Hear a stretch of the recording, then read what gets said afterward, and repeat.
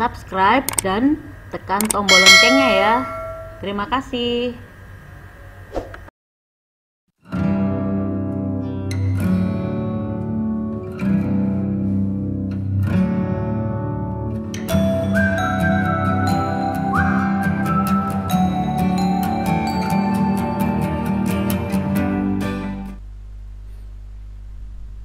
Assalamualaikum warahmatullahi wabarakatuh. Kita akan belajar kembali tentang desain grafis percetakan. Saat ini kita akan membahas tentang prinsip gambar, sketsa, dan ilustrasi. Oke, kita mulai bahas ya.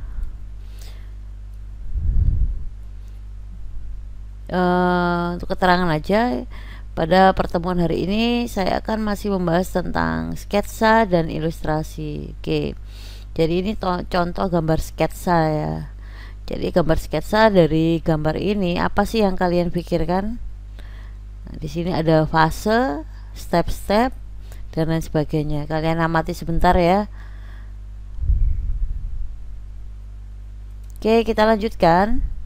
Sketsa atau sketch merupakan gambaran dari sebuah lukisan kasar, ringan, dan semata-mata garis besar saja atau belum selesai. Kadang hanya digunakan sebagai pengingat saja. Sketsa secara umum dikenal sebagai bagan rencana bagi sebuah lukisan.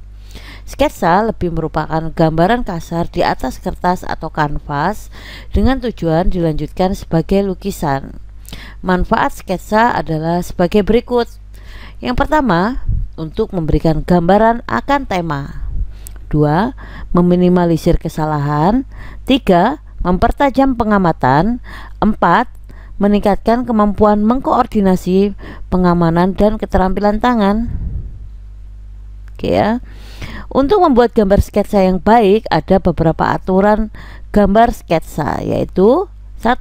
Membuat kerangka gambar yang terdiri dari garis-garis vertikal, horizontal, diagonal maupun garis melengkung secara tipis-tipis. 2. Menggambar garis sekunder, misalnya melukis kerangka, kotak atau kubus dalam keadaan tipis. 3. Menebalkan garis-garis sketsa yang sudah benar. Ketebalan sesuai dengan karakter jenis garis yang diinginkan. Tadi kita lihat ya. Nah, ini kita buat garis horizontal, vertikal seperlunya ya, sebagai patokan awal. Oke, untuk membuat gambar sketsa ada beberapa peralatan yang dibutuhkan untuk menggambar, yaitu media gambarnya. Kita menggunakan kertas gambar, kertas HBS, kertas manila, kertas pada larang, kertas roti, kertas kalkir, dan kertas sketsa. Yang 2, alat gambar manual seperti pensil dan rapido.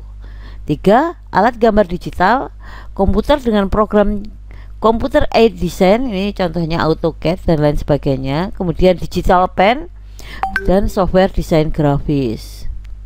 4. Alat bantu gambar adalah lightbox, scanner, meja gambar, mesin gambar, mistar, gambar segitiga, busur derajat, mal, sablon, dan penghapus. Itu ya. Tadi kan kita disebut kertas pada larang ya. Pasti kalian, apa sih kertas pada larang? Ini saya coba jelaskan ya. Kalau kertas kalkir dan lain sebagainya pasti sudah tahu. Kertas pada larang adalah kertas yang cocok untuk belajar menggambar untuk pemula. Selain kertasnya murah, kualitasnya juga lumayan. Kertas pada larang adalah kertas yang diproduksi oleh PT Kertas Pada Larang, tepatnya di daerah Padalarang, Bandung Barat.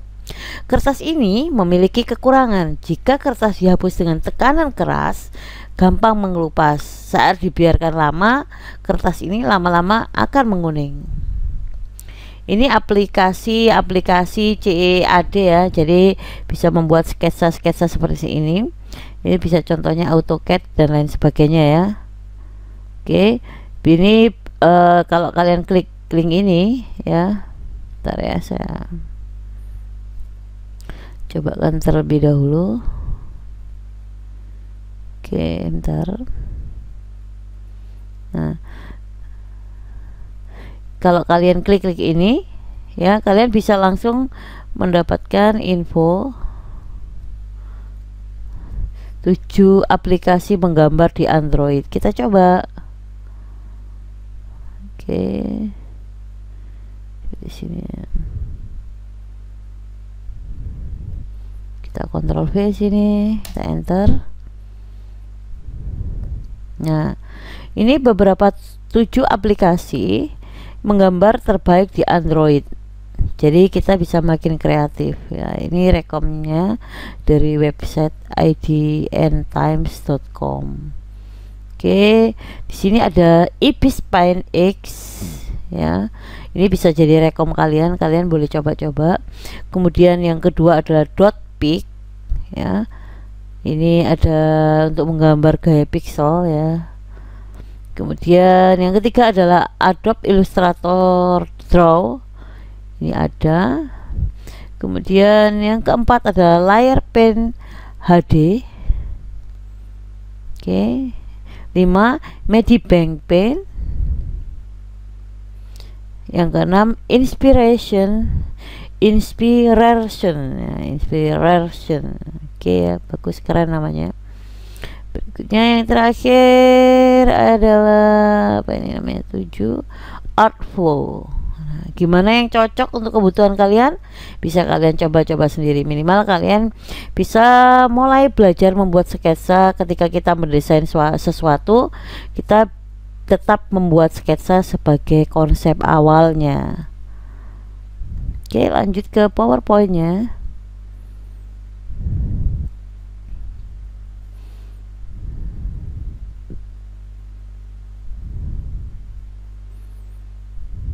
Oke. Gambar sketsa. Untuk benda mati yang tidak dapat bergerak, lebih mudah dibuat gambarnya karena kita dapat menganalisa objek dengan baik. Ada beberapa kemampuan yang harus dikuasai dalam menggambar benda. Yang pertama adalah memilih dan menyusun benda yang akan digambar serta menentukan sudut pandang yang baik. 2. Mentransformasikan bentuk 3 dimensi ke dalam bidang 2 dimensi dengan garis dan unsur lainnya. 3. Menjadikan ilusi 3 dimensi terhadap benda yang digambar dengan menerapkan prinsip perspektif, memberikan warna dan gelap terang. 4. Mentransformasikan karakter benda yang digambar, misalnya karakter benda keras, lunak, liar, dan pejal. Oke ya. Jadi ini kemampuan harus dikuasai ketika kita membuat gambar sketsa. Untuk menggambar makhluk hidup membutuhkan kecermatan yang lebih agar bisa dituangkan ke dalam media gambar. Menggambar tumbuhan dan binatang ada perbedaannya. Misalnya tumbuhan yang diam dapat diamati secara tetap, sedangkan binatang tidak karena binatang selalu bergerak. Begitu juga dengan menggambar manusia memerlukan keterampilan dan ketekunan yang lebih dibandingkan objek hewan dan tumbuh-tumbuhan. Untuk menggambar manusia harus mengetahui anatomi plastis tubuh manusia, yaitu tentang fenomena tubuh manusia. Berikut ini contoh urutan yang dapat dilakukan jika kita ingin menggambar wajah ya. Nah, jadi ini ada step-stepnya. Buat lingkaran dulu, buat garis horizontal vertikal, buat patokannya, di mana letak hidung, mata, dan lain sebagainya ya. Kemudian posisi bibir, dagu, sampai jarak antar hidung. Itu harus proporsional ya. Kadang-kadang kalau kita nggak pakai patokan, jangan heran kalau kita gambar hidung tapi hasilnya kayak sesuatu yang aneh ya. Atau wajahnya nggak proporsional, nggak kayak wajah orang ya. Jadi wajah monster. Oke. Ini ya, ini tadi sudah kita bahas, tapi saya tekankan dengan saya berikan gambar sketsa antara meja dan kain ya. Ada beberapa kemampuan yang harus dikuasai dalam menggambar benda mati ya, ini ya. 1. Memilih dan menyusun benda yang akan digambar serta menentukan sudut pandang yang baik. 2. Mentransformasikan bentuk 3 dimensi ke dalam bidang 2 dimensi dengan garis dan unsur lainnya. Ini ya, jadi diusahakan sketsanya berbentuk 3 dimensi ya. Ini seakan ini kan cuman gambar ya. Gambar kan berarti kalau gambar itu 2 dimensi aja, tapi seakan-akan dia hidup menjadi karya 3 dimensi. Oke. Yang ketiga, menjadikan ilusi 3 dimensi terhadap benda yang digambar dengan menerapkan prinsip perspektif, memberikan warna dan gelap terang. Jadi di sini kita lihat ada gradasi ya. Gelap terang ini menunjukkan lengkungan-lengkungan tubuh, lengkungan-lengkungan dari kain-kain yang kita gambar. Yang keempat, mentransformasikan karakter benda yang digambar, misalnya karakter keras, lunak, liat, dan pejal. Nah, jadi ini kalau di sini kita lihat banyak gradasi pada gambar kain ini.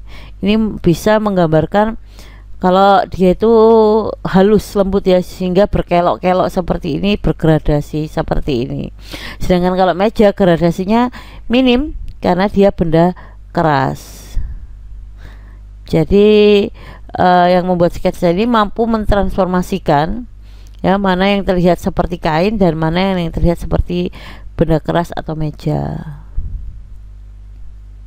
Jadi langkah-langkah untuk membuat sketsa adalah menentukan lebar sketsa ya, menentukan titik tengah dan garis horizontal, menentukan skala sketsa. Lah ini ya, skala ini penting ya. Jadi kalau kita buat mungkin manusia, jangan sampai manusia kepalanya lebih besar dari badannya, itu tidak proporsional. Jadi skala kepala berapa banding berapa dengan badan, posisi tangan dan kaki panjangnya harus seberapa, itu harus kita pelajari ya. Jadi jangan sampai tangannya terlalu panjang sampai kaki kita nggak sadar itu ya. Itu jadi pengetahuan tentang proporsi tubuh manusia kita juga harus tahu. Yang keempat, membentuk titik-titik kunci dengan cara mengukur titik-titik horizontal dari titik tengah dan mengukur titik-titik vertikal dari garis datar. 5. Menggambar detail sketsa dari yang sifatnya umum menjadi sifatnya khusus. 6.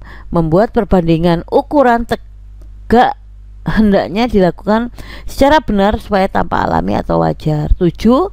Mendesain kedalaman objek sesuai dengan keadaan. 8. Memberi lettering atau tulisan sesuai dengan kebutuhan. Jadi intinya kita melakukan patokan garis horizontal, vertikal, lingkaran, memberikan keterangan proporsinya berapa, memberikan huruf sebagai penanda, posisinya kemungkinan di mana kita berikan garis tipis dulu, maka kita itu adalah awal dari membuat suatu sketsa sehingga menjadi hasil yang jadi nantinya. Ini adalah link-link membuat sketsa ya, cara membuat kepala orang, cara membuat bibir. Nah, kalian bisa saksikan sendiri ya. Kita coba, bentar ya. Sini saya coba. Ini cara membuat sketsa bibir. Saya nyalakan sebentar ya. Masuk di bagian kiri. Nah, di sini ada prosesnya ya. Dari awal ya, itu tadi seperti sudah. Ini kalian cukup ya, pakai pensil 2B saja ya, seadanya. Dan kalau kalian duselnya itu kalian menggunakan ini. Oke. Yuk kita mulai. Oke, sebelum saya mulai, teman-teman lihat dulu gambar yang sudah saya siapkan ini. Ini kita belajar menggambar apa belajar matematika sih? Jadi ini saya buat seperti ini. Ini untuk mempermudahkan teman-teman saat menggambar mulut ya.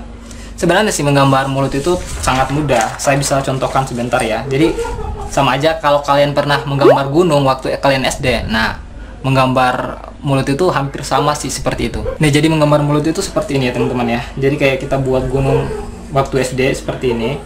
Nah, ini dicontohkan ada malnya ya tadi yang awal. Dia sudah punya mal. Nah, ini punya malnya. Ya, jadi dia udah buat konsep agar lebih proporsional. Nah, padahal dia bisa menggambar langsung ya. Ya ini ya, tapi ini hasilnya ya, kayak bibir orang lagi sakit ini habis makan sambal ya, miring-miring nggak proporsional. Oke. Hai pemain satu. Oke, seperti itu. Bisa kalian tonton sendiri ya cara tadi menggambar bibir untuk pemula. Saya pilih bibir biar kalian nggak susah ya. Jadi kalian bikin bibir dulu. Nah, ini diberi angka-angka juga untuk patokan dan lain sebagainya. Jadi intinya kalian coba tutorial ini, linknya sudah ada. Jadi cara menggambar bibir untuk pemula step by step. Di sini kalian akan belajar membuat sketsa suatu gambar yang sederhana dulu, bibir ya. Banyak ada banyak ini ya, sketsa hidung, bibir dan lain sebagainya, tapi saya memilih yang bibir ini. Nanti tugasnya dikumpulkan ya. Oke, lanjut ke materi PowerPoint-nya.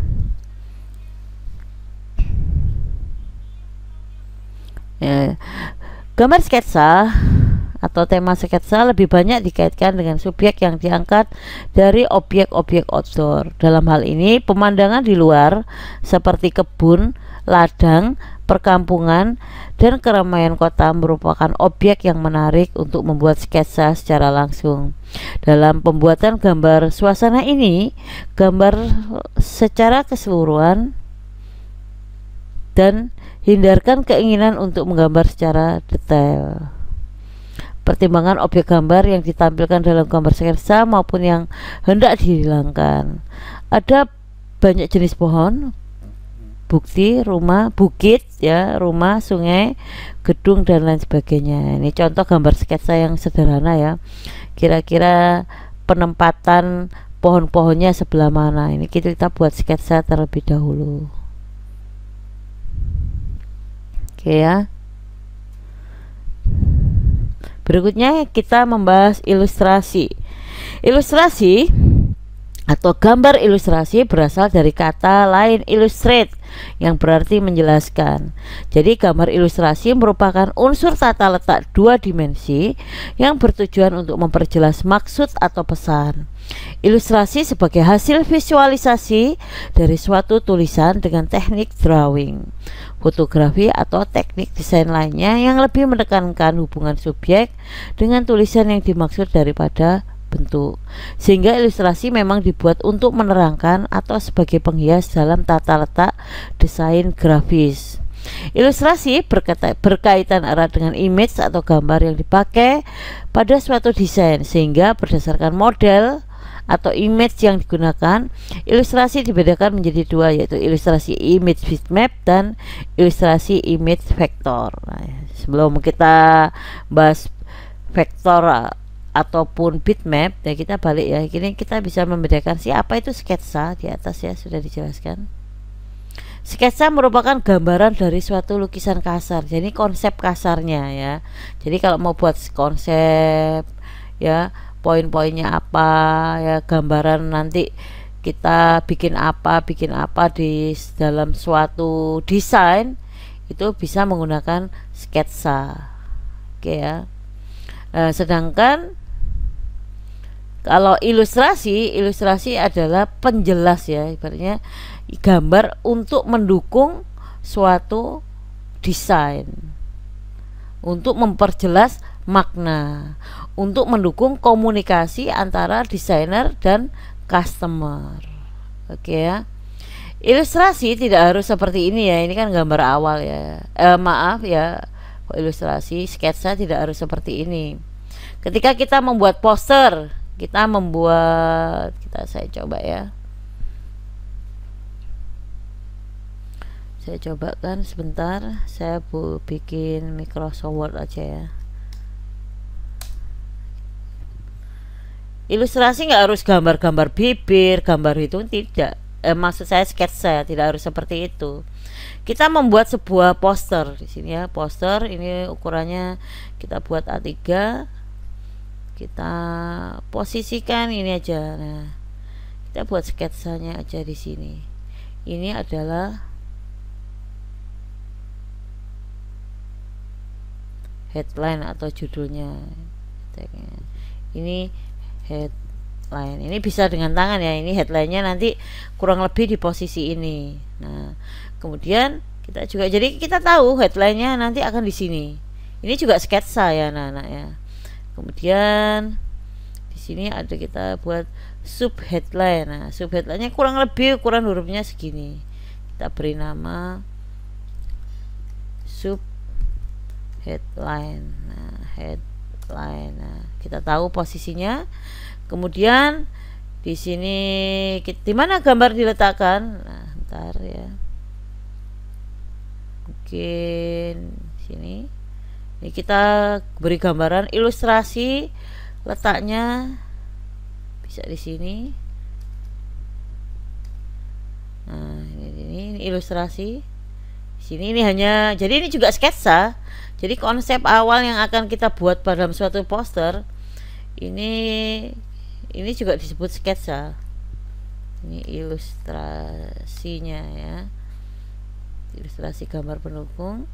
Kemudian ini ada ilustrasi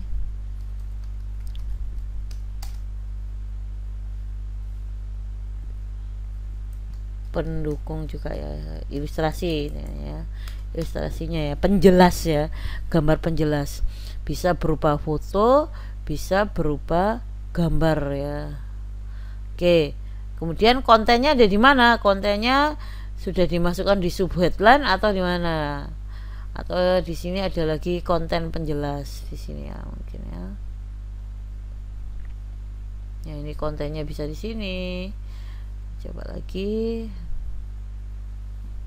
kontennya juga bisa di sini ya, mungkin ya. Nah, kemudian logonya mau kita letakkan di mana logo ya? Poster kan harus ada logonya. Oke, kita mau logonya ada di mana? Kita kasih gambar apa ya biar tahu kalau ini nanti jadi logo. Oke, mungkin di sini ya. Nah, logonya saya nanti letaknya di sini. Oke, kasih nama @logo. Jadi kita sudah bisa bikin ilustrasi awal ya. Maaf kok ilustrasi terus, maaf, maksud saya sketsa awal ketika kita membuat suatu desain ya. Jadi sketsanya seperti ini. Di mana slogannya? Nah, mungkin slogannya saya kasih bentuk sini. Ini slogan. Nah,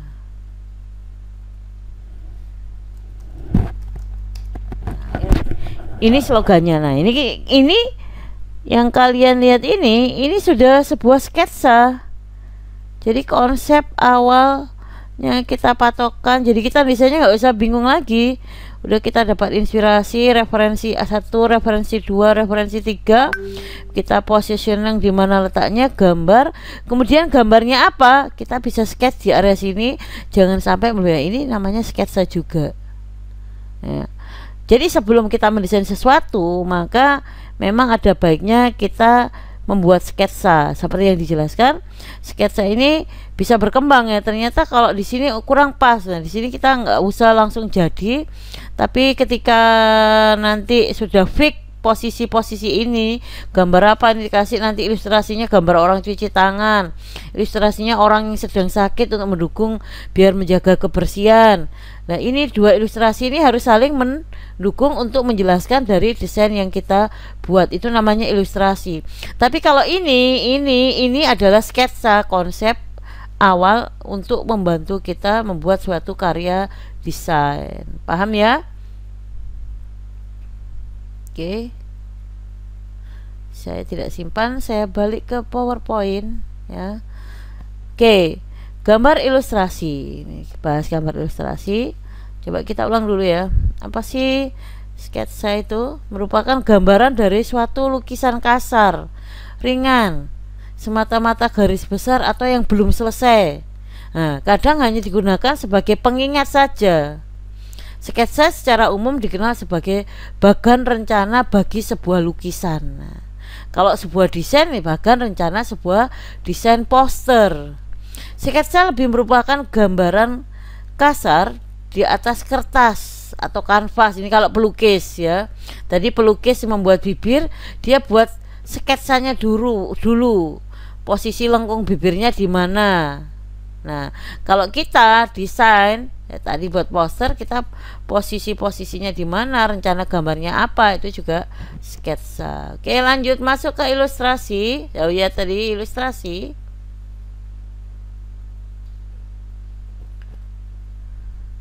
Nah, ini ilustrasi berasal dari kata illustrate yang menjelaskan. Jadi gambar ilustrasi ini gambar ya yang mendukung desain yang kita buat. Beda kan ya, ini dibuat sketsa apa, ilustrasi apa, sudah jelas ya. Oke, lanjut. Gambar ilustrasi ada dua, ini sebenarnya sudah saya bahas, nggak apa-apa saya bacakan lagi sebagai pengingat. Gambar ilustrasi ada dua, yaitu ilustrasi image bitmap dan ilustrasi image vektor. Ilustrasi image bitmap yaitu ilustrasi yang dibentuk oleh susunan raster atau pixel atau titik koordinat dalam suatu grid. Semakin banyak jumlah titik yang membentuk suatu grafis bitmap, berarti semakin tinggi kerapatannya. Image bitmap, ini belum saya tekan ya. Image bitmap memiliki keterbatasan resolusi apabila diperbesar. Ketajaman warna dan detail gambar pada tampilan bitmap tergantung pada banyaknya piksel warna atau resolusi yang membentuk gambar tersebut. Beberapa format file bitmap yang populer adalah BMP, PCX, dan TIFF. Kemudian ilustrasi image vektor, yaitu ilustrasi yang dibentuk oleh serangkaian instruksi matematis yang dijabarkan dalam bentuk garis dan bagian-bagian lain yang saling berhubungan dalam gambar. Ukuran file relatif kecil dan jika diubah ukurannya kualitas tetap dan sering dipakai dalam pembuatan logo, animasi, ilustrasi, kartun, clip art, dan lain sebagainya. Contoh formatnya adalah WMF, SWF, CDR, dan AI. Jadi kalau kalian bikin logo, sarannya jangan pakai aplikasi berbasis bitmap ya, Photoshop jangan. Kalian pakai Corel atau AI, Adobe Illustrator. Kenapa? Jika nanti diperbesar ya, pertama kalian bikin desainnya itu A4 cukuplah ini ya. Kalian pakai Photoshop. Nah, ketika dibesarkan karena kalian bikinnya pakai Photoshop, maka ketika dibuat baliho, maka gambarnya akan pecah. Kalau kalian pakai image vektor tidak pecah. Oke ya. Di sini ada contoh gambarnya. Ini kalau bitmap titik-titik. Kalau vektor adalah tentang garis ya. Ini ya, jadi kalau ini tidak pecah, kalau ini pecah ya. Nanti kalau dia pecah berarti gambarnya yang keluar kotak-kotak. Oke. Gambar ilustrasi. Untuk membuat gambar ilustrasi yang baik ada beberapa langkah membuat gambar ilustrasi, yaitu 1. Gagasan. Ide merupakan bahan yang perlu diilustrasikan.